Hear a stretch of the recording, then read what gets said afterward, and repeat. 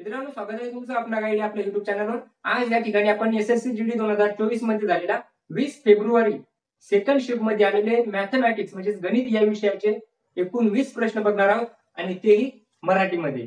तर या ठिकाणी तुम्ही बघू शकता, जो पहिला प्रश्न तुमच्या समोर दिलेला आहे तो दिलेला आहे एक सरळ व्याजाचा प्रश्न. आणि सरळ व्याजात तुम्हाला विचारलेलं आहे की एक रक्कम 5 वर्षासाठी मिळणारे, एका रकमेवर 5 वर्षासाठी मिळणारं सरळ व्याज या रकमेच्या 2/5 आहे. अशा पद्धतीचे प्रश्न ज्यावेळेस तुम्हाला दिलेले असतात त्यावेळेस सांगितलेलं असतं की एका रकमेवर म्हणजे एक रक्कम दिलेली नाही. रक्कम काय आहे ती आपल्याला फक्त कल्पना करायची की एखादी रक्कम आहे, म्हणजे तिची इमॅजिन करायचं की एक रक्कम आपण मनात घ्यायची आणि ती 5 वर्षासाठी तिचं जे व्याज असणार आहे ते जर 5 वर 2 होणार, म्हणजे जर रक्कम 5 असेल तर ते व्याज किती होणार आहे? 2 होणार आहे. तर वार्षिक व्याज आपल्याला काढायला विचारलं आणि ती टक्केवारी. या ठिकाणी तुम्ही पाहू शकता, सर्वात पहिले आपल्याला दिलेलं 2/5. मग या ठिकाणी आपण असं लिहिणार की ते 2/5 जे दिलेले आहेत, या 2/5 मध्ये काय सांगितलेलं आहे की हे 2 जे असणार आहे हे असणार आहे व्याज आणि 5 काय असणार आहे ती, हे 5 म्हणजेच आपलं असणार आहे रक्कम. 5 आपली काय असणार आहे रक्कम. मग जर आपण म्हणलं की 5 या रकमेवर 2 रुपये किंवा 2 भाग जे असणार आहे काय असणार आहे व्याज असणार आहे, ते किती वर्षानंतर असणार आहे? ते असणार आहे 5 वर्षानंतर. तर आपल्याला सांगितलेलं आहे की वार्षिक व्याज किती दर असणार किंवा किती टक्के असणार. यासाठी आपण काय करणार, सर्वात पहिले आपला जो पीआरटीचा फॉर्म्युला असतो म्हणजे जो सरळ व्याजाचं सूत्र असतं ते सरळ व्याजाचं सूत्र आपण इथं वापरणार. सरळ व्याजाचं सूत्र काय म्हणतं की व्याज बरोबर म्हणजे सरळ व्याज बरोबर मुद्दल गुणाकारात मुदत आणि गुणाकारात दर भागिले 100. 100 कशासाठी? कारण टक्केवारीसाठी. व्याज दिलेलं असतं, व्याज आता हे व्याज काढायचं असतं आपल्याला. व्याज दिलेले, व्याज किती दिलेले? 2. त्याच्यानंतर मुद्दल दिलेली आहे, मुद्दल म्हणजे काय रक्कम, मुद्दल किती दिलेली आहे? 5. मुदत किती दिलेली आहे? तर मुदत आपल्याला प्रश्नामध्ये सांगितलेली की 5 वर्षाची मुदत आहे, म्हणजे वेळ किती तर 5 वर्षे. दर आपल्याला काढायला सांगितला आणि 100 कुठून येतात? तर दर जो असतो, जे रेट असतो तो कितीवर असतो? 100 वर. मग त्यासाठी आपण म्हणू शकतो व्याज किती दिलेले आहे? व्याज दिलेले आहे 2 बरोबर.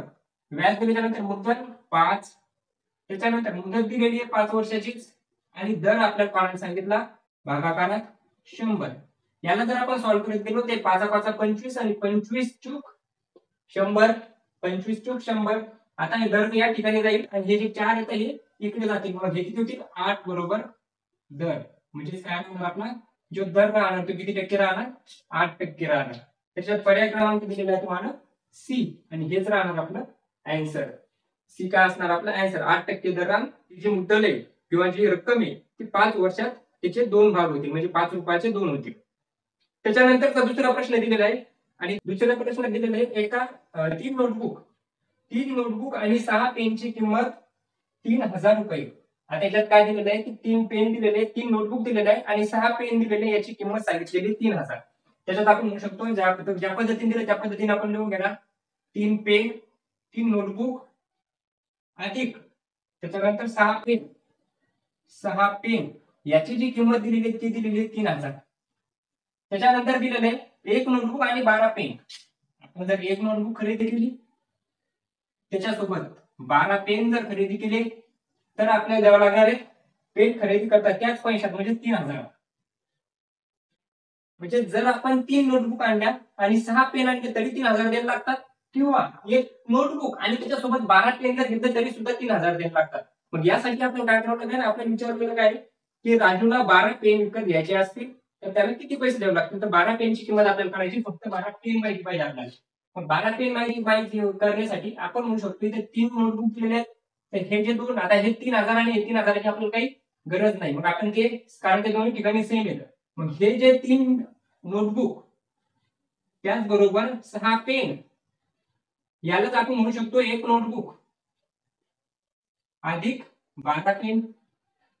म्हणजेच काय, याची किंमत 3000 आहे, याची किंमत 3000, म्हणजे दोन्ही समीकरण कसे येतात? सेम येतात, दोन्हीची व्हॅल्यू काय सेम आहे.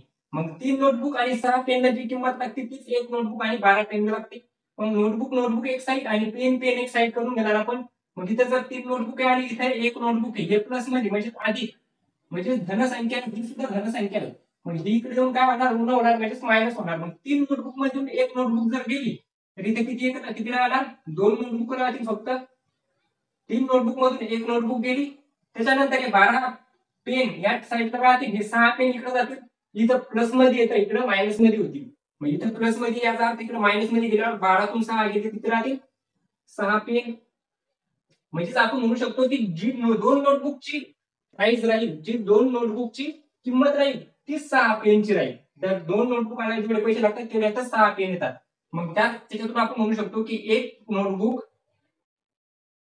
बरोबर 3 पेन. म्हणजे एक पेन आणि बेत्रिक 6. एक नोटबुक म्हणजे 3 पेन. आता आपल्याला पेनाची किंमत आपण या ठिकाणी काढू शकतो की आपल्याला काय सांगितलंय, एक नोटबुकला जेवढे पैसे लागतील तेवढ्या पैशात 3 पेन यायले. मग आपल्याला पेनचीच किंमत विचारलेली आहे. पेनची किंमत विचारली तर आपण काय करणार, आता या ठिकाणी कोणतेही एक समीकरण घेणार. याला जर आपण नंबर 1 दिलं, याला नंबर 2 दिला, तरी जर आपण एक नंबर घेतला तर या एक नंबर मध्ये आपल्याला सांगितलेलं आहे 3 नोटबुक. आता 3 नोटबुक, एक नोटबुक म्हणजे 3 पेन. तर 3 नोटबुक म्हणजे किती पेन असतील, एक नोटबुक म्हणजे 3 पेन, तर 3 नोटबुक म्हणजे 3 त्रिक 9 पेन. म्हणजेच आपण याला म्हणू शकतो 9 पेन अधिक 3 पेन. काय केलं, या एक नोटबुकच्या जागी आता इथे एक नोटबुक म्हणजे काय दिलं होतं, 3 पेन. मग हे समीकरण घेतलं एक नंबरचं आणि याच्यात 3 नोटबुकच्या जागी आपण 9 पेन लिहिले, कारण एक नोटबुक म्हणजे 3 पेन, तर 3 नोटबुक म्हणजे 9 पेन. 3 त्रिक 9, 9 पेन. आणि हे या ठिकाणी 3 तर या ठिकाणी किती दिलेले, 6 पेन अधिक 6 पेन. 3 पेनच्या जागी 3 नोटबुकच्या जागी 9 पेन होतील आणि हे 6 पेनच्या जागी 6 पेन. मग टोटल पेन किती व्हायले, 9 आणि 6 15 पेन. आणि या 15 पेनची व्हॅल्यू आपल्याला दिलेली आहे किती, 3000. म्हणजे आपण म्हणू शकतो 15 पेन बरोबर 3000. आणि 15 पेन म्हणजे 3000. तर 15 एक 15, 15 दोन्ही 30. एक पेन बरोबर 200. एक पेन बरोबर 200. कुठून आलंय, एक पेन बरोबर 200 कुठून आला, आपण हे समीकरण घेतलं, आपल्याला इथपर्यंत माहिती झालं होतं की एक नोटबुक म्हणजे 3 पेन असतात. मग एक नोटबुक म्हणजे 3 पेन, तर 3 नोटबुक म्हणजे 9 पेन. आणि 6 पेन जशा तसे पेन, कारण आपल्याला पेन काढायचे म्हणून पेन घेतले आपण. त्याचं नोटबुक काढायचे असते, हे 3 नोटबुक. आणि 3 पेनच्या जागी किती नोटबुक घ्यायला लागल्या असत्या, 3 पेन 6 पेनच्या जागी 2 नोटबुक. आणि याची किंमत दिली होती 3000. मग 15 पेन, टोटल पेन झाले 15. 15 पेनची किंमत 3000. आणि एका पेनची जर किंमत काढली तर 15 दोन्ही 30, म्हणजे 200 रुपये. एक पेन बरोबर 200. तर आपल्याला विचारलं 15 पेन विकत घ्यायचे. 15 पेन विकत घ्यायचे, व्हॅल्यू इथं अगोदरच आलेली होती, आपल्याला ते काढायचं पण काम नव्हतं. 15 पेन म्हणजेच काय, 3000. मग या ठिकाणी आपण परत जर करायचं म्हणतो परत काढू शकतो. 15 पेन बरोबर 3000. हेच राहणार आपला आन्सर. कारण सॉरी 15 ने आपले किती, 15 पेन विकत घ्यायचे, तर त्याला किती पैसे द्यावे लागतील, तर 15 पेन विकत घेण्यासाठी त्याला 3000 रुपये द्यावे लागतील. या ठिकाणीच आपला आन्सर आला होता अगोदरच. तर त्याच्यानंतर आपल्याला प्रश्न दिलेला आहे 3 नंबरचा. आणि 3 नंबरच्या प्रश्नात याचा आन्सर काय होता, आन्सर होतो ए. ऑप्शन ए आपलं आन्सर बरोबर होतं. त्याच्यानंतर प्रश्न दिला होता 5 संख्येची सरासरी 32 आहे. 5 संख्या दिल्या, सरासरीचा प्रश्न दिलेला आहे. आणि आपल्याला सांगितलं होतं की जर एक संख्या काढली तर त्याची सरासरी 28 होती. सगळ्यात सोपं म्हणजे आपण काय म्हणू शकतो, पहिले 5 संख्या दिल्या होत्या. संख्या किती दिल्या होत्या, 5. या ठिकाणी आपण लिहून घेऊ शकतो संख्या म्हणजे 5. आणि या 5 संख्येची सरासरी किती होती, 32. सरासरी म्हणजे काय असतं की एकाच एज असेल किंवा इथं काय दिलेले सरासरी दिलेली, डायरेक्ट कोणते वय असू शकतं किंवा काही एखादा नंबर नाही असू शकतो. मग या ठिकाणी 32 ही जर सरासरी एकाची असेल तर 5 संख्येचा आणि 5 याचा जर गुणाकार केला तर 3 15 म्हणजे 150 आणि 5 दुनी 10 160. 160 म्हणजे याची बेरीज. त्याच्यानंतर आपल्याला सांगितलं की एक संख्या कमी झाली, -1 झाली, तर 4 संख्या होतील आणि त्याची सरासरी 28 झाली. एक संख्या कमी झाली आणि सरासरी सुद्धा कमी झाली, किती ना 4 म्हणजे 28. तर 4 आणि 28 चा जर आपण गुणाकार केला तर 4 त्रिक 12 120 आणि 4 दोन्ही 8 म्हणजे किती कमी होतील 8 कमी होतील, तर 112 याचा आन्सर राहील. याची जर आपण वजाबाकी केली म्हणजे आता हे 5 संख्येची 32 होती तर 4 संख्येची 28 झाली. मग याची जर आपण बघितलं 10 तून म्हणून गेले 8 आणि 15 तून 11 गेले तर 4. आन्सर काय होईल आपलं 48. 48. तर 48 कशात दिलेले, 48 दिलेले ऑप्शन ए मध्ये. ऑप्शन ए काय राहील आपलं करेक्ट आन्सर राहील. त्याच्यानंतरचा प्रश्न दिलेला आहे जर 72 बाइंडर 22 दिवसात 720 पुस्तके बांधू शकतात. बाइंडर म्हणजे काय, पुस्तकाला बाइंडिंग करतो आपण, त्या पद्धतीने जे बाइंडर असतात जे बाइंडिंग करून देतात ते 72 बाइंडर 22 दिवस काम करतात आणि 720 पुस्तकं बांधू शकतात. तर 12 दिवसात 660 पुस्तकं बांधण्यासाठी किती बाइंडरची आवश्यकता असेल?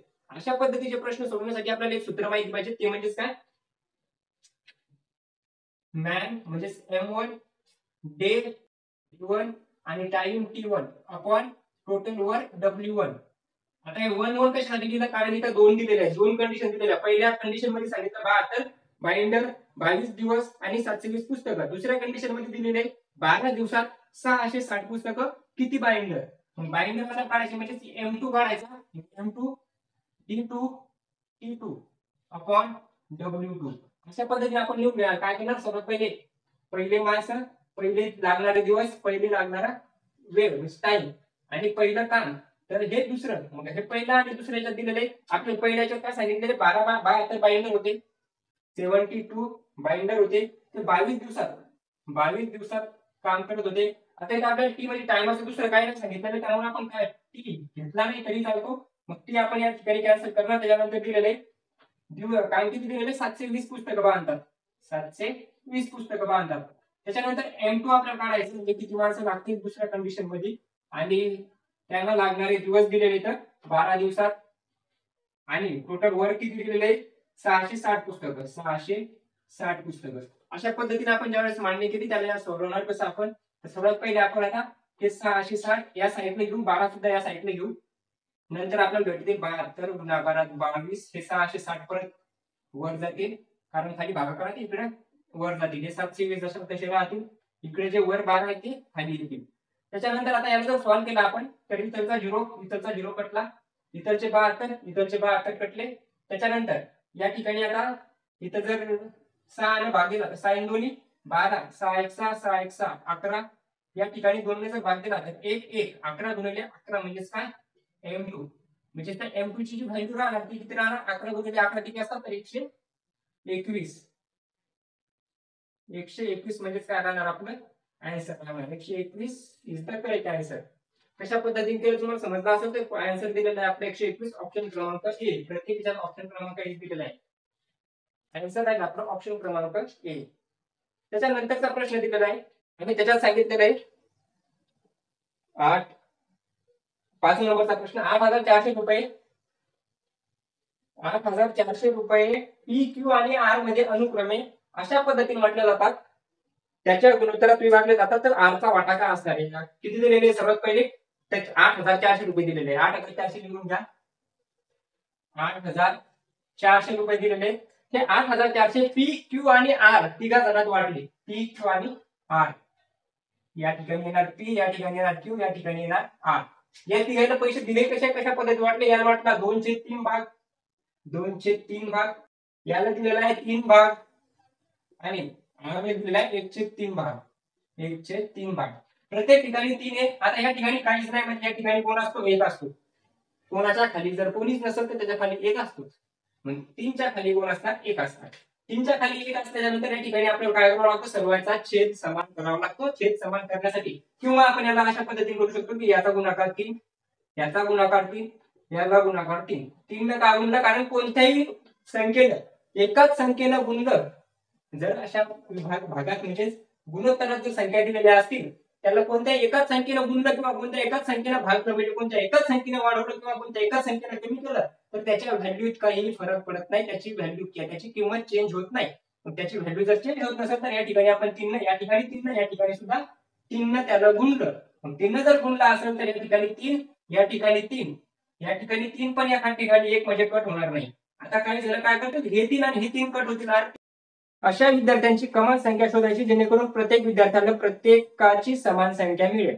म्हणजेच 1,003 चॉकलेट दिलेले, 2,703 कॅन्डीज दिलेले आणि त्या विद्यार्थ्याला ते आपल्याला जास्तीत जास्त अशा विद्यार्थ्यांची संख्या शोधायची की आपल्याला सारख्या प्रमाणात वाटता आल्या पाहिजेत. ज्यावेळेस पण आपल्याला कमाल दिलेलं असतं, ते कमाल म्हणजेच काय? जास्तीत जास्त, जास्तीत जास्त किंवा कमाल अशा पद्धतीचे ज्यावेळेस शब्द येतात त्यावेळेस आपल्याला तिथे काढावा लागतो मसावी. मसावी काढावा लागतो. आणि ज्यावेळेस आपल्याला लघुत्तम किंवा एकदम कमीत कमी किंवा मग किमान अशा शब्द दिलेले असतात त्यावेळेस आपण काढतो त्या ठिकाणी नसावी. म्हणजे या ठिकाणी आपल्याला मसावी काढावं लागेल. म्हणजे HCF काढावं लागेल. कशा HCF काढावं लागेल? 1,003 चा, 1,003 चा, त्याच्यानंतर 2,703 चा, 2,703 2703चा. याचा जर आपण काय घेणार मसाईल घेणार तर ऑप्शन जर पाहिले तर सर्वात पहिले दिलेला 17, दुसरा दिलेला 29, तिसरा दिलेला 19 आणि चौथा दिलेला आहे 33. आता या ठिकाणी जर भाग द्यायचा म्हणलं तर आपण भाग कोणत्या संख्येने देणार?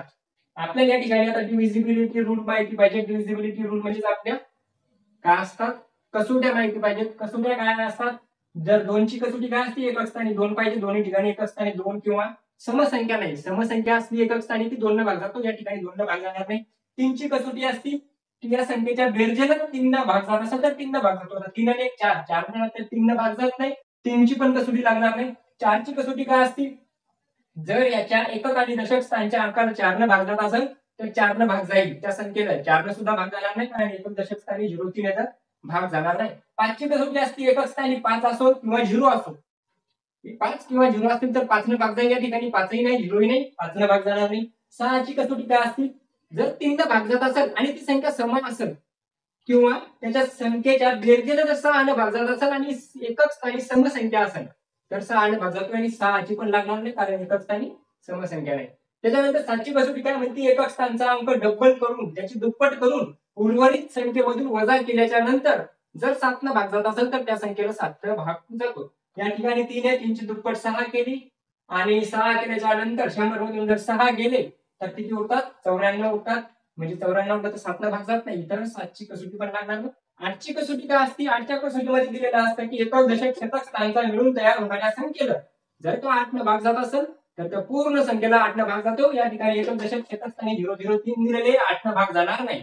9ची कसोटी काय असते? 9च्या कसोटीमध्ये दिलेलं असतं की जर 3 ने भाग जात असेल तर 9 ने पण भाग जाणार, पण 3 नेच भाग जात नाही तर 9 ने भाग जाणार नाही. त्याच्यानंतरची 10ची कसोटी असते एकक स्थानी 10 म्हणजे 0 जर असेल, एका स्थानी 0 असेल तर 10 ने भाग जाईल, या ठिकाणी 10 ने पण भाग जाणार नाही. 11ची कसोटी काय असते की एक एक अंक सोडून त्याची बेरीज केल्याच्या नंतर त्या दोन्ही बेरजेमधून जर वजा केलं, जसं की आता 1 0 0 3 दिलेलं आहे, मग 1 ची आणि 0 ची बेरीज आणि या 0 आणि 3 ची बेरीज, या दोन्हीची बेरीज येणार 1, या दोन्हीची बेरीज येणार 3, या 3 आणि 1 ची वजाबाकी 2 येईल आणि या वजाबाकी जर 11 भाग जात असेल तर त्या संख्येला सुद्धा 11 भाग जातो, म्हणजे 11ची सुद्धा लागणार नाही. 12ची काय असते? 12ची आता 13ची इथून पुढे काय होणार? संख्या डिव्हिजिबिलिटी रूल त्याच्या कसोट्या रिपीट होणार. मग 12ची म्हणजे 4 आणि 3 ने भाग दिला पाहिजे, तिथं तर कोणत्याच जात नाही. आता या ठिकाणी 33 दिलेले आहे, 33 म्हणजे ऑप्शन डी मध्ये 33 दिलेले आहे, 33 ला 11 भाग जातो. मग 33 ला भाग जाणार आहे, 11 जर भाग जात असेल 33 ला तर या ठिकाणी सुद्धा 11 भाग जायला पाहिजे होता, म्हणजे ऑप्शन डी तर आपण या ठिकाणी कट करणार कारण ऑप्शन डी तर राहणारच नाही. मग ऑप्शन ए, बी आणि सी मध्ये काय राहू शकतं? ऑप्शन ए जर आपण चेक केला तर 17 आधी आपण बघणार आणि 17 जर आपण भाग द्यायला गेलो तर 17 5 85, 17 5 85, या ठिकाणी आपण म्हणले 100 आणि येतील इथं 85 आले, तर 85 जर आता 100 मधून 85 गेल्याच्या नंतर किती होतात? 15, 3 खाली घेतले. आता 17 आणि 153, तर 17 153 या ठिकाणी म्हणू शकतो आपण 17 153, तर पूर्ण भाग गेला 17 ने गेलं. आता यालाही भाग जायला पाहिजे, मग 17 ने जर भाग दिला 27 03 न तर 17 ला भाग दिल्याच्या नंतर 17 1 17, इथं येतील 17, इथं होतील 10, झाले 100, 17 5 85, त्याच्यानंतर 85 म्हणजे 15 आणि इथं 3, तर 17 9 153 159. याच्यानंतर जर भाग द्यायचा परत, आता परत जर भाग द्यायचा तर 17 ला 59 किंवा कोणत्याही संख्येने 59 ला भाग जात नाही, कारण 59 मूळ संख्या आहे. या 59 ला कोणत्याही संख्येने भाग जाणार नाही, 159 ला कोणत्या संख्येने भाग जाणार नाही, म्हणजे आपला ऑप्शन क्रमांक हेच काय राहील? आन्सर राहील. या दोन्ही संख्येला भाग दिला म्हणजे जास्तीत जास्त आपण 17, आता जास्तीत जास्त 19 सुद्धा दिलेले आहेत आणि 29 सुद्धा दिलेले आहेत, कारण आपल्याला जास्तीत जास्त संख्या काढायची ती 19 आणि 29 जर आपण बघितलं तर या ठिकाणी 19 ने भाग जाणार नाही आणि 29 ने भाग जाणार नाही आणि 29 ने पण भाग जाणार नाही, भाग जाईल तो फक्त 17 मध्ये. या ठिकाणी आपण म्हणू शकतो याचा आन्सर ऑप्शन क्रमांक ए बरोबर राहील. 8 मध्ये दिलेले, 8 मध्ये काय सांगितलेले? 8 मध्ये सांगितले तुम्हाला एका टेबलची विक्री किंमत दिलेली आहे, सेलिंग प्राइस दिलेली आहे. एक टेबल आहे, टेबलची सेलिंग प्राइस दिलेली आहे, याला आपण एसपी लिहू शकतो. सेलिंग प्राइस किती दिलेली आहे? सेलिंग प्राइस 6875, 6875 रुपये दिलेले आहेत. जर नफ्याची टक्केवारी 25% असेल, आता सर्वात पहिले आधी त्याला काहीतरी कॉस्ट प्राइस म्हणजे खरेदी किंमत काहीतरी असेल, त्याची कॉस्ट प्राइस आपल्याला एक्स आहे. आता एक्स घ्या, बरेच दिवस झाले, आता एक्स नाही तर आता एक्स घ्या. काय झालं, 6,875 रुपये आहे. जर नफ्याची टक्केवारी 25% असेल. आता नफा कधी होईल? नफा म्हणजे काय? ज्यावेळेस आपण एखादी वस्तू विकत आणतो, म्हणजे कॉस्ट प्राइस मध्ये आणतो, खरेदी करून आणतो, तर त्याला विकल्याच्या नंतर आपल्याला नफा होतो. म्हणजे आपण त्या जास्ती किमतीत विकतो त्यावेळेस नफा होतो. जास्ती किमतीत विकली म्हणजे सेलिंग प्राइस, म्हणजे त्याने 100 रुपयात आणली आणि ती 6,875 रुपयात विकली. मग 6,875च्या कमी पैशात त्यांना खरेदी केली होती आणि त्यानं किती नफ्याने विकली ती 25%. म्हणजे जर मी त्या ठिकाणी आपण म्हणू शकतो की जर त्याची कॉस्ट प्राइस एक्स न घेता आपण जर 100 घेतली, एक्स न घेता काय म्हणू शकतो आपण, त्याची कॉस्ट प्राइस काय होती? कॉस्ट प्राइस काय असणार आहे? 100% असणार आहे. एवढं तर माहिती आहे कॉस्ट प्राइस काय असणार आहे? 100%. मग कॉस्ट प्राइस जर 100% असेल, मग कॉस्ट प्राइस म्हणजे 100% काय असणार आपली? एक्स. कॉस्ट प्राइस म्हणजे एक्स, ती असणार 100%. आणि त्याची जी सेलिंग प्राइस आहे ती किती आहे? 6,875. 6,875 ती किती आहे? 25% नफा आहे तिच्यावर. म्हणजे 100 अधिक 25% नफा, 125%. 6,875 सेलिंग प्राइस किती टक्क्याची येते? 125% त्याला नफा झालेला आहे, म्हणजे ती 125% असणार. आणि त्याची जी कॉस्ट प्राइस होती ती किती असणार? 100%. कारण नफा कितीवर होईल? 100च्या नंतर जी संख्या भेटेल त्याच्यावरच नफा होतो. 100च्या वरीच नफा भेटतो. 100% आणलेली वस्तू 125% विकली. याचा तिरपा गुणाकार जर केला तर ह्या दोनचा म्हणजे दोन संख्या जिथं असतात त्या वर येतात. मग 6,875 गुणाकारात 100 भागाकारात एक्स गुणिले 125. एक्स आपण घेणारच नाही, 125 घेतले तर या ठिकाणी बस 125 लिहिणार, कारण आपल्याला एक्स ची व्हॅल्यू काढायची. तर या ठिकाणी 25 चूक 100, 25 5 125. 5 या ठिकाणी भाग जाईल, 5 1 5, 5 ते 15 उरले 3, 5 7 35, 36 37 उरले 2 झाले 25, 5 5 25. 4 गुणिले 1375. 4 गुणिले 1375 किती येतील? या ठिकाणी येतील 4 पंच 20, 0 आले 2, 4 7 28, 29 30 0 आले 3, 4 3 12, 13 14 15 5 आला 1, 4 1 4 आणि 1 5. हीच येणार आपली एक्स ची व्हॅल्यू, म्हणजे कॉस्ट प्राइस या ठिकाणी आपण म्हणू शकतो. सीपी काय असणार आपला? 5,500. 5,500 ऑप्शन क्रमांक डी. ऑप्शन क्रमांक डी म्हणजे 5,500 हे राहणार आपलं करेक्ट आन्सर. काय केलं आपण? सर्वात पहिले कॉस्ट प्राइस असणार 100%. हे आपल्याला लिहून घ्यायचं काम होतं. कॉस्ट प्राइस 100% असणार आणि जो नफा झाला तो झाला सेलिंग प्राइस, म्हणजे विकल्याच्या नंतर नफा झाला 25%, म्हणजे 125. 125% म्हणजे 6,875. त्याच्यानंतर 100 म्हणजे किती? 100 म्हणजे किती असणार? 100 गुणिले 6,875 भागाकार 125. याला सोडवल्याच्या नंतर आपल्याला कॉस्ट प्राइस भेटते. कॉस्ट प्राइस म्हणजे खरेदी किंमत ती असणार 5,500 रुपये. ऑप्शन क्रमांक डी. त्याच्यानंतरचा प्रश्न दिलेला आहे 9 नंबरचा. त्याच्यात सांगितलेलं आहे एका वस्तूची छापील किंमत परत नफ्याची नफा तोटाचा प्रश्न दिलेला आहे. एका वस्तूची छापील किंमत सांगितलेली. छापील किंमत म्हणजे मार्क प्राइस. ज्यावेळेस आपण दुकानात गेल्याच्या नंतर खरेदी किंमत वेगळी असते, सेलिंग प्राइस म्हणजे विक्री किंमत वेगळी असते आणि छापील किंमत वेगळी असते. आपण कधी पण दुकानात गेल्याच्या नंतर ज्यावेळेस त्या कपड्यावर किंवा कोणत्याही वस्तूवर किंमत लिहिली असते, एमआरपी किंमत लिहिलेली असते, तीच असते त्याची छापील किंमत. त्या किमतीत आपण त्या किमतीत तर आपण घेत नाही किंवा त्याच्यापेक्षा जास्त कमी पैशात तोही आपल्याला विकत नाही. मग या ठिकाणी आपण म्हणू शकतो जी छापील किंमत आहे ती खरेदी किमतीपेक्षा 60% जास्त आहे. 60% जास्त. आताच आपण बघितलं, जर का खरेदी किंमत म्हणजे कॉस्ट प्राइस जर का 100 असेल, कॉस्ट प्राइस जर का 100 असेल, तर छापील किंमत मार्क प्राइस किती असणार? 60% जास्त म्हणजे 160. 60% जास्त म्हणजे 160 जास्त आहे. जर 20% सूट दिली, आता या टक्के लिहून घ्यायचं काम नाही, आपण सरळ सरळ म्हणणार किंमत आपल्याला दिलेली नाही. किंमत आपण किती घेतली? 100 दिलेली नाही म्हणून 100 घेतली. 100 घेतली कॉस्ट प्राइस. आपण म्हणू शकतो दुकानदाराने वस्तू 100 रुपयात आणली, तिच्यावर टॅग लावला 160 रुपयाचा आणि आपण दुकानात गेल्याच्या नंतर त्या दुकानदाराने आपल्याला सांगितलं की तुमच्या या कपड्यावर 20% सूट आहे. त्याने आणली होती 100 रुपयात, मार्क किंमत लिहून ठेवली 160 आणि सूट दिलेली 20%. 20% सूट कशावर देणार तुम्ही? 100 रुपयावर. त्याने 100 रुपयात आणि 100 रुपयावर 20% सूट तुम्हाला देणार का? तर नाही, तर तो सूट देणार कशावर? ज्याच्यावर त्याने छापली होती किंमत, त्या छापील किमतीवर तो सूट देणार. सूट देणार 160 वर. 160 वर सूट देणार 20%ची. 160 रुपयाची वस्तू किंवा आपल्याला हे सांगणार नाही की 100 रुपयाला वस्तू आणली. तो फक्त एवढं दाखवून की याची किंमत किती? 160 रुपये. आणि याची किंमत जर 160 आहे असं सांगितलं तर 160 ची तो किती टक्के घेणार? 20% नाही तर घेणार 80%. 20% आपल्याला सूट देणार, 80% तू काय करणार? आपल्याकडून पैसे घेणार. मग 80% तर 80 आणि टक्के म्हणजे 100. 1 0 1 0 दुसरा दुसरा कटला. तर 16 8 16 8 6 8 8 म्हणजे 8 म्हणजे 128. 128. आता 128 आले. जेव्हा पण याचा गुणाकार भागाकार केल्याच्या नंतर जर 100च्या कमी जर संख्या येत असतील याचा अर्थ त्याला तोटा व्हायला, आणि जर 100च्या वरी जेवढा यायला तेवढा त्याला नफा व्हायला. आता इथे 100च्या वरी किती रुपये होते? त्याने 100 रुपये होते. 100 जर मायनस केले किती राहते? 28 राहते. आणि 28% त्याला काय होईल? नफा होईल. आणि हे आपण सांगितलं होतं की त्याला नफा झाला किती टक्के झाला? त्याचा नफा झाला 28%चा. त्यानं 60 रुपये शिल्लक त्याच्यावर मांडले होते, पण 60 रुपये न घेता त्यानं आपल्याकडून किती घेतले? 28 रुपये तरी सुद्धा शिल्लक घेतले. त्याला 28 रुपयाचा फायदा झाला. त्याच्यानंतर मग ऑप्शन क्रमांक 28 काय दिलेलं आहे? 28% ऑप्शन सी.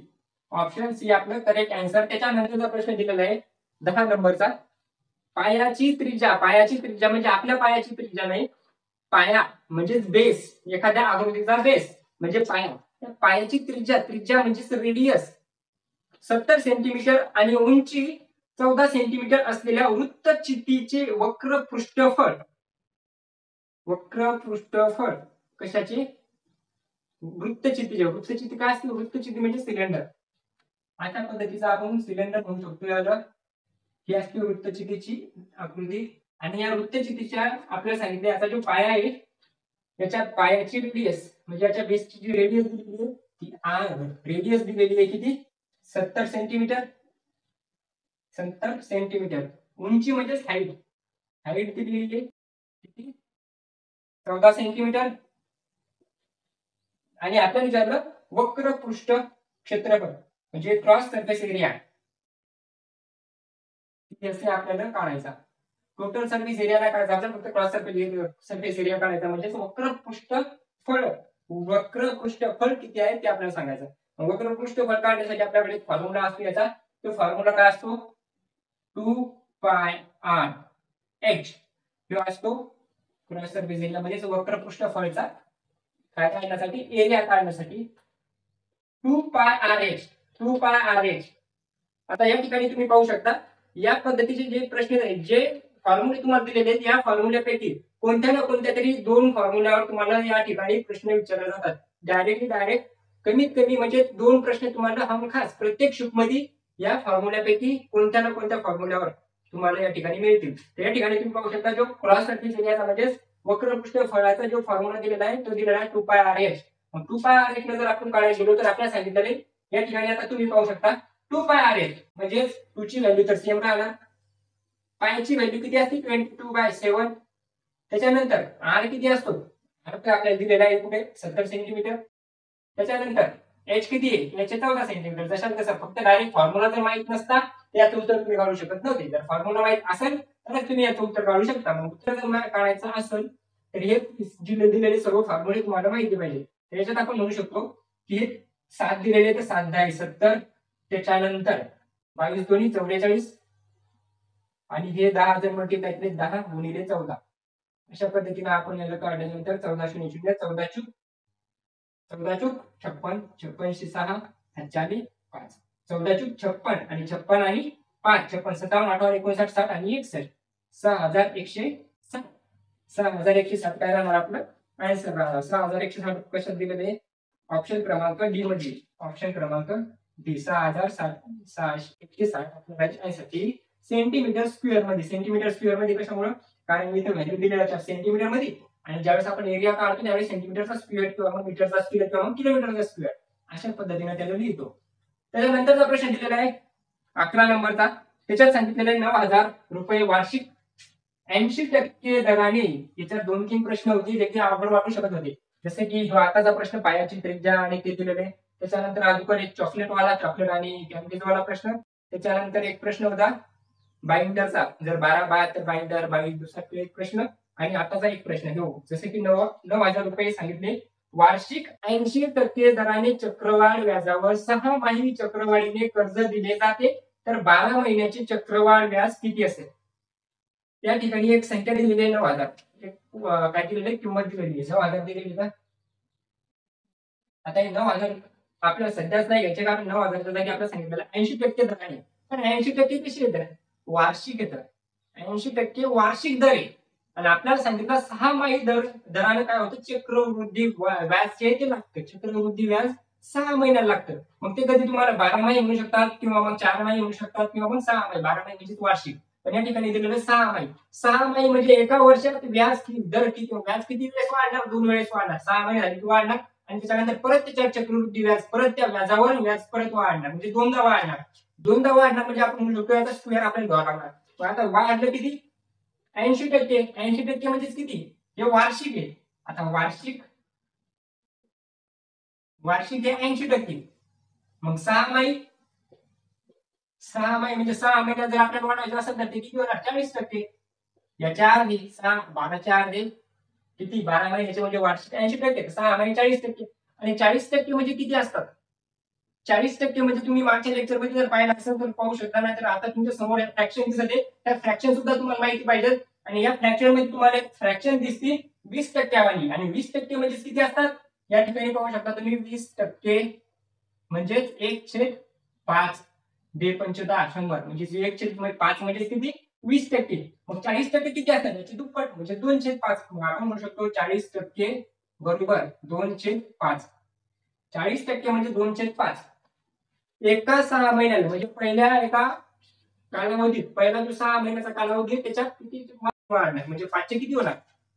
5चे 7 होणार पहिल्या 6 महिन्यात. आणि तिथून पुन्हा 5चे 7 होणार, परत दुसऱ्या 6 महिन्यात 5चे 7 होणार. आणि त्यावेळेस पण किती टक्के? 40%च आहे. मग 5चे 7 पहिल्या 6 महिन्यात झाले, दुसऱ्यांदा 5चे 7 झाले. आता या ठिकाणी आपण फॉर्म्युला युज नाही करायला. फॉर्म्युला आपला काय असतो ते तुम्हाला माहितीच आहे. तर फॉर्म्युला युज न करता आपण काय करणार? आन्सर काढणार. 5चे 7 इथे झाले पहिल्या 6 महिन्यात, 5चे 7 इथे झाले दुसऱ्या 6 महिन्यात. याला जर आपण बघितलं 5×5 = 25 होते, असं आपण म्हणू शकतो की 5×5 = 25 होते. 7 × 7 = 49 झाले.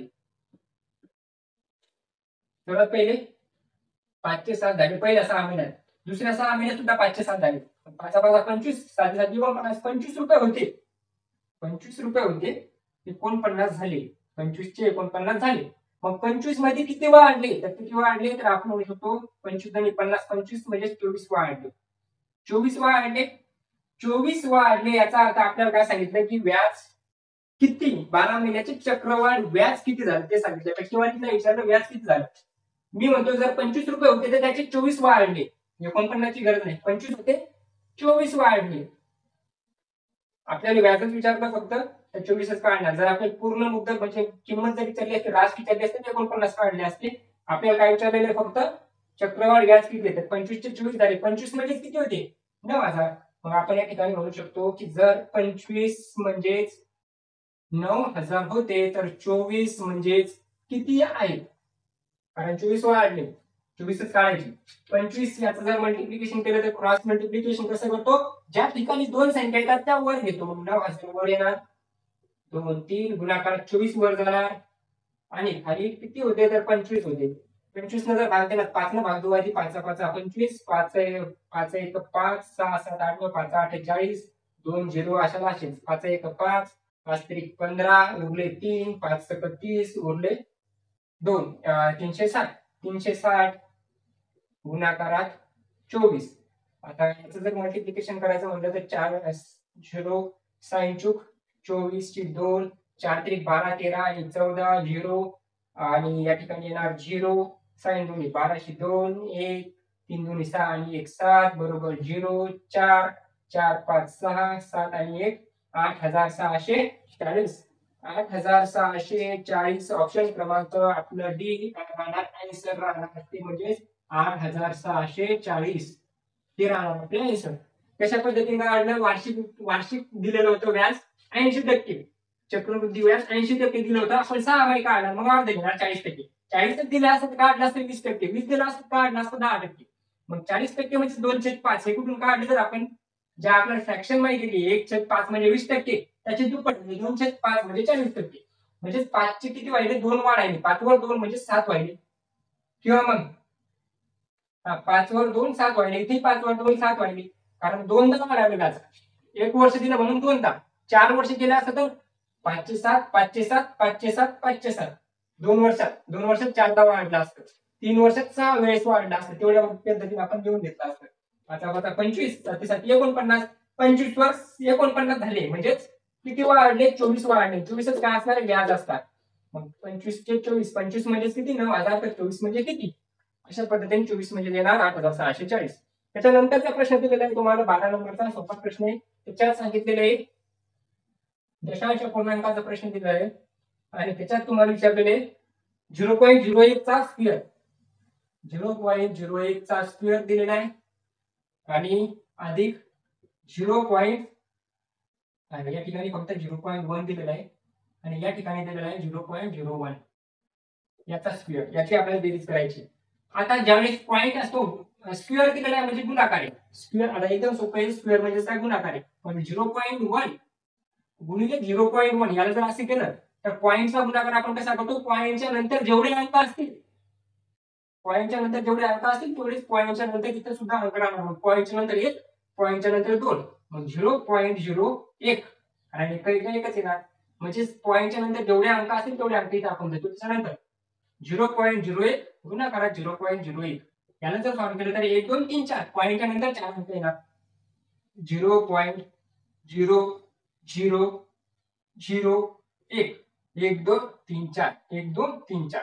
याच्यानंतर आता या दोन्हीची करायची बेरीज. या दोन्हीची जर बेरीज केली तर 1 आणि 1 असं तर येणार नाही, 0 आणि 0 असं तर येणार नाही. मग आपण याला काय करणार? आधी 0.001 पॉईंटच्या खाली पॉईंट असतो, ज्यावेळेस बेरीज करतो त्यावेळेस पॉईंटच्या खाली पॉईंट, पॉईंटच्या खाली पॉईंट आल्यानंतर इथे 0.01 इथे 0.0001 ही याची बेरीज केली 1 0 1 0.0 0.0101 ऑप्शन क्रमांक ए आपलं राहणार करेक्ट आन्सर. त्याच्यानंतरचा प्रश्न दिलेला आहे 12 प्रश्न झाले. 13व्या प्रश्नामध्ये तुम्हाला विचार करायचे काय दिलेलं आहे? जर 6 पेनची खरेदी किंमत 5 पेनच्या विक्री किमती एवढी असेल, तुम्हाला दिलेले 13 नंबरचा प्रश्न त्याच्यात विचारलेला आहे 6 पेनची खरेदी किंमत म्हणजे कॉस्ट प्राइस जी आणतो ती कॉस्ट प्राइस आणि 5 पेनच्या विक्री किमती एवढी असेल. 5 पेनची विक्री किंमत मग आपण म्हणू शकतो cost price of CP of कशाची? 6 पेन, 6 पेन. पेन दोन्ही ठिकाणी पेन दिलेले त्यामुळे पेन लिहून घ्यायचं कारण नाही, आपण सगळं समजूया. पेन माहितीच आहे आपल्याला, पेन असो किंवा पेन्सिल असो काही असो. त्या ठिकाणी 6 दिलेले cost price of 6 is equal to नंतर दिलेले विक्री किंमत म्हणजे सेलिंग प्राइस ऑफ किती? 5 पेन. जेवढी कॉस्ट प्राइस आहे 6 पेनची म्हणजे 6 पेन आणण्यासाठी आपण जेवढा खर्च केला तेवढ्याच पैशात 5च पेन विकले. जर आता तुम्ही 6 पेन खरेदी केले 10 रुपयात, 10 रुपयात 5च पेन विकले तर तुम्हाला प्रॉफिट झालं एका पेनचं. हे तुम्हाला इथेच कळलं. ऑप्शन जर पाहिले तर पहिला ऑप्शन दिलेला आहे 20% तोटा तर होणार नाही, कारण 6 पेन घेतले आणि 5च पेन तेवढा विकले, तेवढी किंमत विकली. मग एक पेन अजून तुमच्याकडे शिल्लक राहिला आणि तेच तुमचं प्रॉफिट आहे. पण प्रॉफिट आहे म्हणजे काय? फायदा आहे, म्हणजे नफा आहे. दुसरा दिलेला आहे 20% नफा होऊ शकतो, 10% नफा होऊ शकतो, 10% तोटा. पहिला आणि चौथा ऑप्शन तर इथंच कटला. फर्स्ट अँड ए आणि डी ऑप्शन कटला.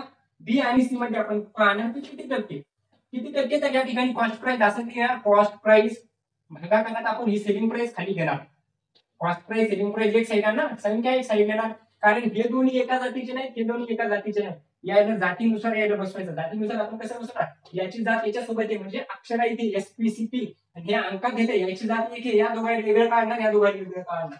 कॉस्ट प्राइस आणि सेलिंग प्राइस इकडे येणार बरोबर. 5 वर जसे तसे राहणार, हे इकडे गुणाकार होते खाली जाणार किती? 6.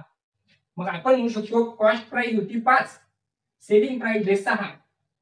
5 रुपयात आणलेली वस्तू 6 विकली म्हणजे 1 चा फायदा झाला. कितीचा फायदा झाला? 1 चा फायदा झाला. कितीचा आहे? 1 चा.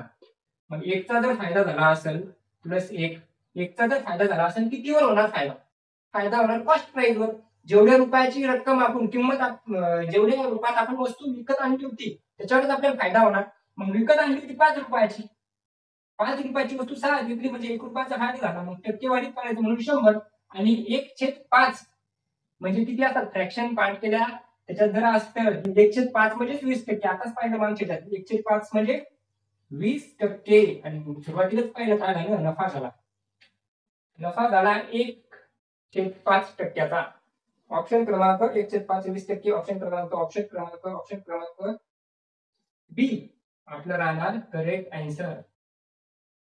Correct answer. त्याच्यानंतरचा प्रश्न दिलेला आहे, एक व्यापारी त्याच्या मालाला खरेदी किमतीपेक्षा आहे. सगळे प्रश्न या शीट मध्ये खरेदी किमतीचे, विक्री किमतीचे, नफा तोटा, त्याच्यानंतर व्याज, चक्रवृद्धी व्याज, सरळ व्याज, याच्यावरच प्रश्न दिसायले. त्याच्यानंतर विचारलेले, एक व्यापारी त्याच्या मालाला खरेदी किमतीपेक्षा 50% जास्त छापील करतो. छापील करतो म्हणजे मार्क प्राइस त्याची कितीनं 50% वाढवतो, त्याच्यावर टॅग लावून ठेवतो. एखादा कपड्याचा व्यापारी आहे, त्याला काय केलंय, कपडा आणला, केवढ्या दामचा माहिती नाही, किती घेणार, 100. माहिती नाही तर 100 घेणार. कॉस्ट प्राइस त्याची 100 होती, त्याने त्याची 50% जास्त किंमत मांडली. 100चे 50% 50 म्हणजे किती, 100 वर 150 मांडली. ही म्हणू शकतो कॉस्ट प्राइस. ही झाली मार्क प्राइस, 150 केली आणि 20% सूट देतो. प्रश्न झालेला आहे, 20% सूट देतो. अगोदर असाच प्रश्न आला होता, 20% सूट दिली म्हणजे ती 160 वर दिली होती, 150 वर द्यायची. आता 150 ची आपल्याला किती काढायची, 20% सूट दिली म्हणजे 80% काढायची. 80% किती आहे ना, 0 कटले, 2 0 कटले, 15 8 120. किती आले शिल्लक, 100 पेक्षा 20 शिल्लक आले, म्हणजे 20%चा नफा त्याला झाला. ऑप्शन क्रमांक आपला येणार 20%चा नफा सी. 20% नफा कसा झाला, 100 रुपयाची वस्तू जर त्याला आणली असेल तर 150 रुपयात विकतो, आणि 150 रुपयाचे 80% काढणार, 20% त्याला सूट दिली. 20% सूट दिली म्हणजे 100त 20 कमी, मग 80% म्हणजे 80% म्हणजे किती, 120. 120 आले म्हणजे 20 शिल्लक आले 100 पेक्षा, तर 20% त्याला नफा झालेला असणार. त्याच्यानंतरचा प्रश्न दिलेला आहे, त्याच्यात दिलेला आहे दोन संख्यांचा गुणाकार. एकदम सोपा प्रश्न आहे. लसावी मसावी फक्त एकच फॉर्म्युला आहे, आणि तो म्हणजे दोन संख्येचा गुणाकार बरोबर एलसीएम इंटू एचसीएफ. एक फॉर्म्युला असतो, तो म्हणजे पहिली संख्या गुणाकारात दुसरी संख्या बरोबर एलसीएम गुणाकारात एचसीएफ, म्हणजे एलसीएम आणि एचसीएफ. लसावी मसावी पहिली संख्या गुणिले दुसरी संख्या. कधी पण दोन संख्येचा गुणाकार म्हणजे दोन संख्या असतील, त्या दोन संख्येचा जो गुणाकार असेल तो त्याचा एलसीएम आणि एचसीएफचा गुणाकार असणार, किंवा एलसीएम आणि एचसीएफचा गुणाकार दिलेला असेल तर पहिली संख्या आणि दुसऱ्या संख्येचा गुणाकार तेच असणार. तुम्हाला याच्यात 3 एंटिटीज म्हणजे 3 संख्या दिलेल्या असतात, एक काढायची असते. तुम्हाला म्हणू शकता पहिली संख्या x आहे, एलसीएम आणि एचसीएफ पण दिलेला आहे, दुसरी संख्या काढा. एलसीएम एचसीएफचा गुणाकार दिलेला आहे, या दोन्ही संख्येचा गुणाकार काढा. किंवा एलसीएम दिलेला आहे, एचसीएफ आणि या दोन संख्येचा गुणाकार दिलेला आहे, एलसीएफ काढा. अशा पद्धतीचे प्रश्न विचारतात. त्याच्यात तुम्हाला काय विचारलं, दोन संख्येचा गुणाकार 720 आहे. आता या दोन संख्येचा गुणाकार दिलेला आहे, पहिली संख्या गुणिले दुसरी संख्या, मग याचा जो गुणाकार आहे तो किती आला पाहिजे, 720. 720 येणार. आणि त्याचा महत्तम सामायिक विभाजक, महत्तम सामायिक विभाजक म्हणजेच मसावी, म्हणजेच या ठिकाणी आपण म्हणतो मसावी, म्हणजेच आणि हा मसावी, मसावी आणि रसावी. मसावी आपल्याला दिलेला आहे, रसावी आपल्याला काढायचा. रसावी किती काढायचा, एलसीएम गुणाकारात मसावी किती दिलेला आहे, मसावी दिलेला आहे 4. आता हे 4 इकडे गुणाकारात येतं, या ठिकाणी काय येते, भागाकारात येते. 720 भागाकारात 4 बरोबर एलसीएम. याचं जे उत्तर येईल त्याचा आपला आन्सर नाही. 4 1 4 5 6 7 4 8 32 180 काय ना, 180 ऑप्शन क्रमांक बी एलसीएम येणार. एलसीएम बरोबर 180. किती, ऑप्शन क्रमांक बी हे येणार आपले आन्सर करेक्ट. त्याच्यानंतर परत एक अवघड प्रश्न आहे थोडासा. त्या प्रश्नात आपल्याला सांगितलेलं एक गोलाची त्रिज्या, एक गोलाची त्रिज्या. गोल म्हणजेच काय, तर सर्कल नाही. गोल म्हणजे सर्कल नाही, गोलात आणि सर्कल मध्ये म्हणजे एका सर्कल मध्ये काय असणार, फरक असणार. फरक कसा असणार, सर्कल फक्त एक 2D शेप असतो गोल, आणि त्याची फक्त आपण सर्कमफरन्स काढतो किंवा रेडियस काढतो किंवा त्याचा व्यास काढतो. रेडियस त्रिज्या, व्यास किंवा मग त्याची परिमिती काढतो. पण एक स्पेअर दिलेला असतो. स्पेअर दिलेला असतो म्हणजे एक बॉल असतो. बॉल जसं की आपला क्रिकेटचा बॉल असो, फुटबॉल असो, किंवा मग आपला पोलीस भरतीत फेकायचा जो गोळा असतो तो गोळा असतो. याला म्हणतो आपण स्पेअर, म्हणजे गोळा. गोळा दिलेला आहे, एका गोलाची त्रिज्या दिलेली आहे 50% वाढवली. आता गोलाची त्रिज्या 50% वाढवली. या ठिकाणी तुम्हाला मागच्या वेळेसही सांगितलं की आपल्याला एक प्रश्न विचारला होता की त्या ठिकाणी आपलं वक्र पृष्ठफळ काढायचं होतं. हेच फॉर्म्युले तुम्ही परत या ठिकाणी बघू शकता. याच्यात तुम्हाला एका गोलाची त्रिज्या म्हणजे स्पेअर दिलेला आहे, स्पेअरचा जर आपल्याला घनफळ काढायचा असेल तर आपल्याला त्याच्यासाठी फॉर्म्युला असतो घनफळ काढण्यासाठी. कशाचं, स्पेअरचं. ते काय असतो, 4/3 पाय आर क्यूब. 4/3 पाय आर क्यूब अशा पद्धतीचे फॉर्म्युला असतो, सूत्र असतं. आता या ठिकाणी 4/3 सुद्धा काय असतात, कॉन्स्टंट असतात, त्याची व्हॅल्यू चेंज होत नाही. पायची व्हॅल्यू सुद्धा कॉन्स्टंट असते, ती पण होत नाही चेंज. पायची व्हॅल्यू असते 22/7 ही फिक्स राहते, ती पण चेंज होत नाही. मग आपण फक्त या ठिकाणी आर चा क्यूब पाहणार आणि आर चा क्यूब म्हणजे रेडियस दिलेली आहे. आर म्हणजे काय, रेडियसचा क्यूब. मग या ठिकाणी आपण काय सांगितलेलं आहे, गोलाची त्रिज्या 50% वाढवली. पण आपण म्हणू शकतो जर रेडियस कॅपिटल आर आणि स्मॉल आर म्हणजे काय, जुनी आणि ही नवी, सुरुवातीला किती होती, सुरुवातीला होती 100, वाढली किती 150, 100 होती 150 झाली, असं आपण म्हणू शकतो. हे आपण फॉर्म्युला घ्यायचं काम नाही, फक्त आपण काय करणार, रेडियस दिलेली आहे, जुनी रेडियस 100 होती असं आपण इमॅजिन केलं, कारण टक्क्यात दिलं म्हणजे 100 घ्यायची. जुनी रेडियस 100 होती, नवी रेडियस 150 झाली. काहून, कारण 150 म्हणजे 50% ती वाढली आणि 50% वाढली म्हणजे 150 झाली. म्हणजे या ठिकाणी एक कटला 5 न भाग दिला 2, 5 त्रिक 15 म्हणजे 2 होती तर 3 झाली असं म्हणू शकतो आपण. 2 होती तर 3 झाली. मग 2 होती तर 3 झाली आणि त्याचा आपण क्यूब घ्यायचा. मग 2 चा क्यूब काय येणार, 2 चा क्यूब आणि 3 चा क्यूब, कारण या ठिकाणी सुद्धा आर चा काय करायला सांगितलं आपल्याला, क्यूब करायला सांगितलं. मग या ठिकाणी मी म्हणू शकतो 2 चा क्यूब किती 8, 2 2 4 2 8 आणि 3 चा क्यूब किती 27. कशामुळे, कारण केला नाही म्हणजे आपल्याला सांगितलं नाही की आरचा काय करणार आपण, क्यूब काढणार. क्यूब काढणार त्याच्यात म्हणजे घन काढणार. मग 8 येणार आणि 27 येणार. 8 आणि 27 मध्ये किती वाढले, 7 आणि 1 8 19, 19चा फरक आहे. मग आपण म्हणू शकतो 8 होते तर 19 वाढले, किती वाढले ते सांगायचं ना आपल्याला टक्क्याने.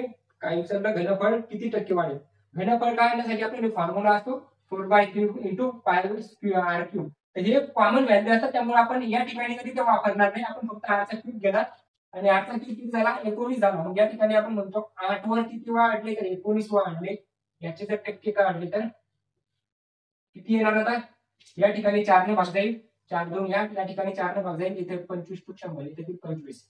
आता 25 गुणिले 19 भागिले 2 याला जर आपण सॉल्व्ह केलं तर 20 जर असतील तर 20, समजा आता 19 ला भाग गुणता आला 20 जर आपण म्हटलं तर 20 जर म्हणलं तर किती येते, 20 25 गुणिले 2 25 गणी 50 म्हणजे 500 येतील. पण 500 तून आपल्याला 25 कमी करावं लागतील का, आपण 19 वेळेसच गुणाकार आहे, आपण 20 वेळेस केला. 25 गुणिले 20 म्हणजे किती 500, 25 गुणिले 20 म्हणजे 500. पण 25 मधून एक कमी करावं लागेल, कारण इथं 20 नाही तर 19 आहे. मग एक जर कमी केला किती येतील 475, म्हणजे 475 गुणाकारात भागाकारात 2 हे येणार आपल्या आन्सर. 4 1 2 1 2 2 2 4 2 3 6. तर 23 वाला ऑप्शन आहे का एखादा, तर 23 वाला ऑप्शन दिलेला आहे बी सी, बी आणि सी मध्ये दिलेलं आहे. इथून तर आपण नाही करू शकत, अजून एक आन्सर करावं लागेल. 32 6 उरले किती 1 झाले 15, 2 7 14, आता दिलेलं आहे 137, तर 137 वाला ऑप्शन आहे 3 आणि 14 झाले 1 उरला 2 5 10, म्हणजे ऑप्शन येऊ शकतो आपला सी. सी काय येणार आपलं करेक्ट आन्सर. तर ते काय करणार, त्याचं घनफळ पण वाढणार. काय केलं, सर्वात पहिले आपल्याला फॉर्म्युला माहिती आहे, फॉर्म्युला तुम्ही बघितले होते, त्या फॉर्म्युल्यात आपल्याला माहिती आहे की सूत्रात माहिती 4/3 पाय आर क्यूब हे आपलं घनफळ किंवा पृष्ठफळ म्हणू शकतो आपण, घनफळ म्हणू शकतो. ते काढण्यासाठी आपल्याला या पद्धतीचा फॉर्म्युला वापरावा लागतो. म्हणजे या फॉर्म्युल्यात आपण त्या व्हॅल्यू घेतल्याच नाही, कारण या कॉन्स्टंट असतात, कॉमन असतात. आपल्याला फक्त सांगितलं की रेडियस वाढली, किती वाढली 100 जर असती तर 150 झाली असती, म्हणजे 2 असती तर 3 झाली असती. 2 चा क्यूब 3 चा क्यूब 8 27 कितीचा फरक आहे 19 चा 19 वाढणार काय, घनफळाची टक्केवारी वाढणार. घनफळ वाढणार किती टक्के तर 19 वाढणार. मग 100% काढण्यासाठी 100 केले, 100 केले, मग आपण काय याचा गुणाकार केला, गुणाकार 47 475 भागाकार 2 म्हणजे 237.5 काय येणार त्याचं टक्के घनफळ वाढणार. नंतरचा प्रश्न दिलेला आहे 17 नंबरचा. 17 नंबरच्या प्रश्नात तुम्हाला विचारलेले आहे, जर x चे 45% y च्या 15% च्या बरोबर असेल तर त्याचा गुणोत्तर विचारलं. एकदम सोपा प्रश्न आहे आणि या सोप्या प्रश्नात आपल्याला सांगितलेलं आहे x चे 45% जसं दिलेलं आहे तसं लिहायचं. x आता x आणि गुणाकार ओळखू येणार नाही, त्यामुळे आपण x असं घेऊ. x चे म्हणजे गुणाकार, च्या आलं की गुणाकार.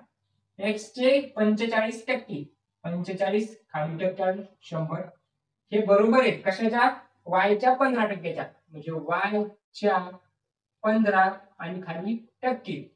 आता हे 100 जर इकडे भागाकारात गेले, वर गेले गुणाकारात, तर हे 100 आणि 100 करतील, मग आधीच करले. आणि या ठिकाणी x चे 45 आहे, म्हणजे x असंच राहणार. हे y काय करणार, एका जातीची एका साईडला लिहिणार. याची x ची आणि y ची जात एक आहे, 45 ची आणि 15 ची जात एक आहे. 45 तिकडे काढून देणार, y ला आपल्या इकडे बघणार. y जर इकडे आला तर y खाली राहणार, x वर राहणार. त्याच्यानंतर 15 तिथेच राहणार, 45 ला तिकडे बरोबर. मग 15 भागाकार 45. 15 एक 15, 15 2 30, 15 3 45. म्हणजे x ची व्हॅल्यू 1, y ची व्हॅल्यू 3. म्हणजे x:y बरोबर काय येणार, 1:3. हे येणार आपलं गुणोत्तर. x आणि y ची व्हॅल्यू असणार 1 आणि त्याचं गुणोत्तर किती, 1 गुणोत्तरात 3. अशा पद्धतीने ऑप्शन क्रमांक डी आपला आन्सर राहणार. डी नंतर दिलेला आहे आता 17 नंतर 18 नंबरचा प्रश्न दिलेला आहे. 18 नंबर मध्ये परत एक सरासरीचा प्रश्न विचारलेला आहे. आता सरासरीचा प्रश्न या ठिकाणी सुद्धा विचारला. तर या ठिकाणी काय सांगितलं की 32च्या आधी असलेल्या सर्व मूळ संख्या यांची सरासरी किती. आता 32च्या आधी असणाऱ्या मूळ संख्या कोणकोणत्या, एकूण संख्या किती, त्याच्यानंतर सर्वात लहान संख्या कोणती, सर्वात मोठी तर आपल्याला सांगता येत नाही. अशा पद्धतीचे प्रश्न आपल्याला मूळ संख्येवरून विचारतात, सरासरी विचारतात. या संख्येच्या आणि या संख्येच्या दरम्यान असणाऱ्या मूळ संख्येची सरासरी किती असेल ते सांगा. तर त्या पद्धतीने आपल्याला सर्व मूळ संख्या कमीत कमी 100 पर्यंत माहिती पाहिजे. त्याच्यात आपल्याला 32च्या आधी असलेल्या संख्या विचारल्या. सर्वात लहान जर पाहिलं आपण तर 2 ही मूळ संख्या असते. एकमेव समसंख्या जी की मूळ पण आहे ती 2 आहे. मग 2च्या नंतर आता बेरीज करतो आपण सरासरी काढण्यासाठी. 2 2च्या नंतर असणार 3, 3च्या नंतर असणार 5, 5च्या नंतर असणार 7, 10 पर्यंत 1 2 3 4 संख्या. त्याच्यानंतर असणार 11 ते 20 मध्ये 11, त्याच्यानंतर 11च्या नंतर असणार 13, 13च्या नंतर असणार 17, 17च्या नंतर असणार 19. ह्या झाल्या 20 पर्यंत. त्याच्यानंतर 21, आता 21 ला भाग जातो का तर 7 त्रिक 21 आणि 3 ने भाग जातो तर या 21 ला 21 मूळ संख्या नसतात. 22 असणार का तर 22 समसंख्या आहे. कोणतीही समसंख्या 2 जर सोडली तर कोणतीच समसंख्या मूळ संख्येत येत नाही, फक्त 2 येते, बाकी सर्व कशा येतात, ऑड येतात. त्याच्यानंतर 19 नंतर कोण असणार, मग 21 नाही 22 नाही तर 23. 23 नंतर 24 ला भाग कारण समय 25, 5 ने भाग जातो 26, समय 27, 27 ला भाग जातो 9 त्रिक 27, 28 समय 29 आली. त्याच्यानंतर 29, 30 चा समय 31, 32 चा समय. मग आता या ठिकाणी आपण पाहू शकतो किती संख्या झाल्या, 1 2 3 4 5 6 7 8 9 10 11. 32च्या आधी असणाऱ्या मूळ संख्या, एकूण मूळ संख्या आहेत किती, एकूण मूळ संख्या झाल्या 11.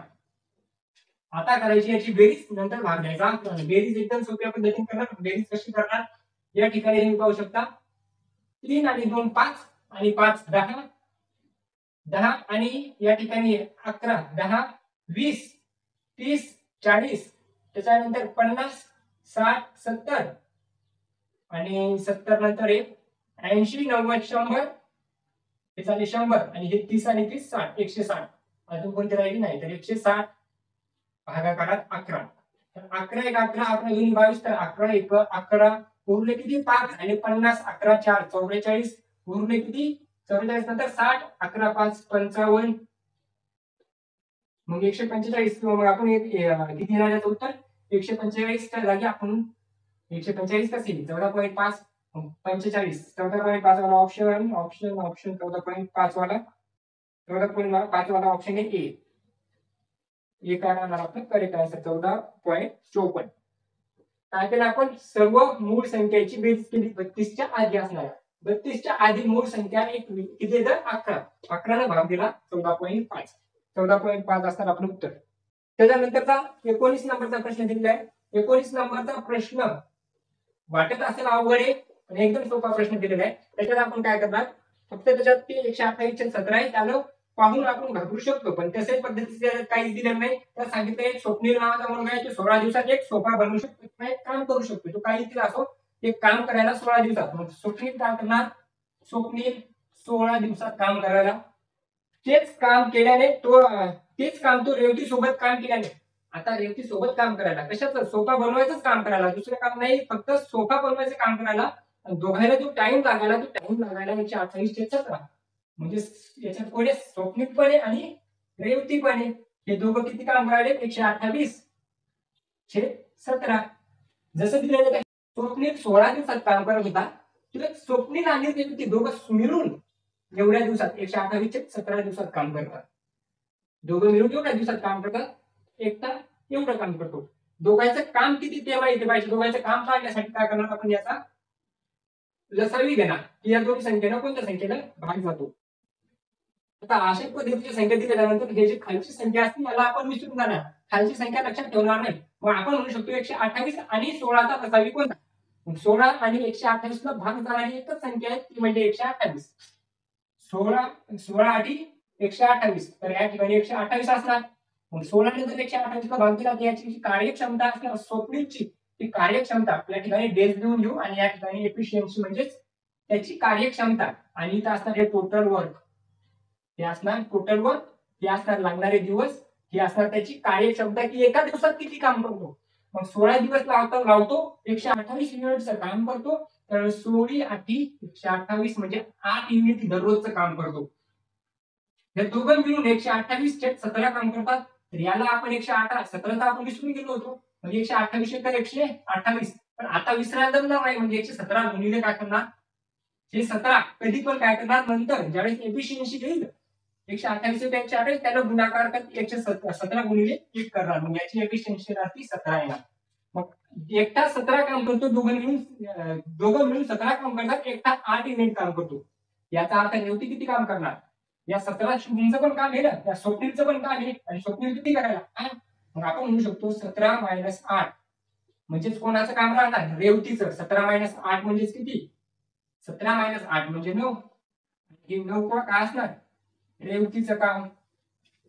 रेवतीचं काम, रेवतीचं काम, वर्क ऑफ रेवती. रेवतीचं काम असणार 9 युनिट दररोजचं. तिला काम किती करायचं, जेवढं काम यानं केलं होतं 128. मग टोटल काम 128 भागाकार रेवती 9. 9 1 9, 10 11 12 उरले 3 झाले 38. 9 5 45, 9 5 45, 9 चूक 36, 9 चूक 36 उरले किती 2, दिला पॉईंट झाले 0. किंवा 14 द्यायचं नाही, आपण ऑप्शन हेच दिलेलं होतं, हे 14 हे आपण काढायचं काम नाही. आपण काय करणार, फक्त 128 छेद 9 एवढं दिलेलं आहे आपल्याला. पुढे काढायचं काम नव्हतं. 128 छेद 9, आणि जर काढायचं असेल तर काय येईल, या ठिकाणी 9 1 9, पुन्हा काढून घ्या 9 1 9, 9 2 18, आता किती उरले 3, 9 चूक 36 14, आणि 14 9 126, 27 उरले किती 2 छेद 9. अशा पद्धतीने येईल किंवा मग अशा पद्धतीने येईल. आपल्याला ऑप्शन क्रमांक दिलेला आहे 128 छेद 9, ए पर्याय दिलेला आहे. ए काय राहणार आपलं करेक्ट आन्सर राहणार. त्याच्यानंतरचा प्रश्न दिलेला आहे, काय केलं याच्या समजलं. परत पहिले स्वप्नीलचं वर्क दिलेलं होतं 16 दिवस, दोघं मिळून 128 ते 17 दिवसात करतात. हे 16 आणि 128 चा लसावी घेतला, 128 वर्ग असणार टोटल वर्क. याची एफिशियन्सी राहणार 16 आठी 128, आणि 128 1 128, म्हणजे 17 आता इथे गुणाकार करून आपण 17 1 17, दोघं मिळून 17 मिनिट काम करतात एका दिवसात.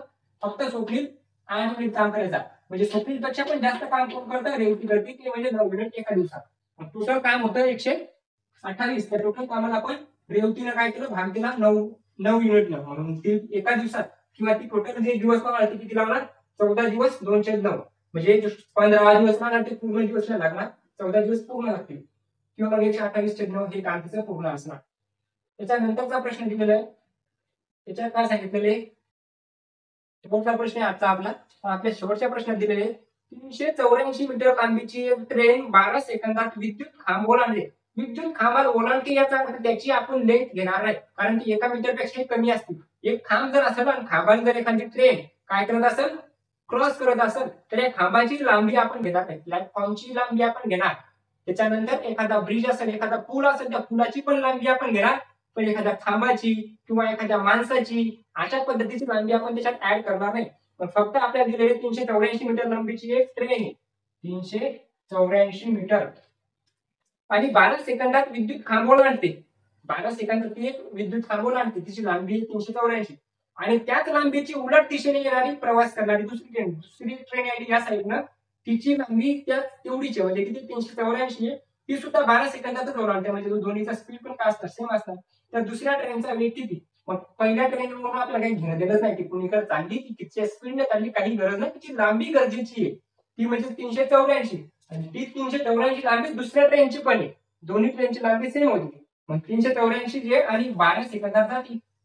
आपल्याला विचारलेलं काय आहे, आपल्याला विचारलेली वेग विचारला, मग वेगचा फॉर्म्युला काय असतो, या ठिकाणी आपण जर फॉर्म्युला आधी लिहून घेतला, त्याचं सूत्र लिहून घेतलं तर सूत्र असतं वेग म्हणजे स्पीड इज इक्वल टू अंतर म्हणजे डिस्टन्स भागाकारात वेळ, किती वेळ लागला ते. आता वेग काढायचा आणि वेग काढण्यासाठी अंतर दिलेले 384. 384 कशामुळे? कारण एक खांब दिलेला आहे. इथून जर या ट्रेनची लांबी, ही ट्रेन आहे, ही खांब दिलेला आहे. या खांबापासून जर ही पूर्ण जात असेल, याचा अर्थ ही स्वतःचीच लांबी काय करायची? क्रॉस करायची. जेवढीची लांबी आहे तेवढंच आपण डिस्टन्स घेणार.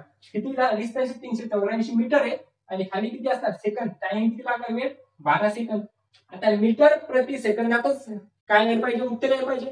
आणि सर्व ऑप्शन सुद्धा मीटर प्रति सेकंदात दिलेले आहे. पण 18/2 किंवा 18/5 किंवा 5/18 आपल्या इथं करायचं काम नाही. मग सरळ आपण 12/24, 12/36, 37, 38, 12/24, 32 मीटर प्रति सेकंद काय राहणार? आपलं आन्सर राहणार ऑप्शन क्रमांक डी. ऑप्शन क्रमांक डी आपला असणार आन्सर. अशा पद्धतीने आपण आजचे सुद्धा 20 प्रश्न कंप्लीट केले. हा झाला आपला सेट नंबर 2, ज्याच्यात आपण पाहिले 20 फेब्रुवारी रोजी आलेले एसएससी जीडी मध्ये 20 फेब्रुवारी शिफ्ट सेकंड मध्ये आलेले मॅथ या विषयाचे सर्व प्रश्न. आतापर्यंत आपण मॅथचे 2 कंप्लीट केले आणि रिझनिंगचे 4ही कंप्लीट केले. तर त्याच्यानंतर आता परत आपण नंतर भेटू दुसऱ्या नवीन क्लासमध्ये, ज्याच्यात आपण सेट नंबर 3 चे सर्व प्रश्न बघणार आहोत.